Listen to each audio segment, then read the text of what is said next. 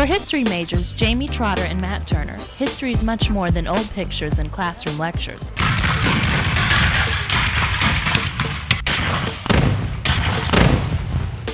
They're bringing the past to life as park rangers at the Fort Pulaski National Monument. I really enjoy it. I enjoy interacting with people from all over the world and seeing people that are actually very interested and excited about history. Fort Pulaski National Monument has already provided a great setting to how to learn how to work in an historic environment. These graduate students do it all, collecting fees, giving tours, and reenacting Civil War events. At every turn, they engage the park's many visitors, who number over 300,000 a year. I think that's my favorite aspect of it, is just the interaction with people. And that's a good thing, because that's probably the biggest part of the job, obviously. Well, welcome to Fort Pulaski. My name is Jamie. It's a typical Tuesday afternoon as Jamie guides a small group of history buffs and adventure seekers through the fort. Conducting tours are the perfect way for them to meet new people and share their love of history. And Governor Joe Brown of Georgia decided to go ahead and send troops to garrison the fort here, even before Georgia officially seceded from the Union. It's helped me with public speaking, having the background in history and knowing how to research and digest information and relay that has really helped. Voted 9 times. Vote.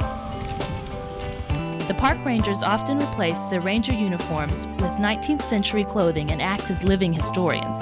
The period clothing is visually interesting and sets the atmosphere for storytelling. We all have the living history uniforms, both in the Union and Confederate, so we do know, or are trained to know, both sides of the story, and we enjoy doing it for the public. Here at Fort Pulaski, we do third-person demonstrations, and some of the demonstrations that they learned how to do this year were musket firing demonstrations, and probably the most demanding and challenging is the cannon firing demonstration.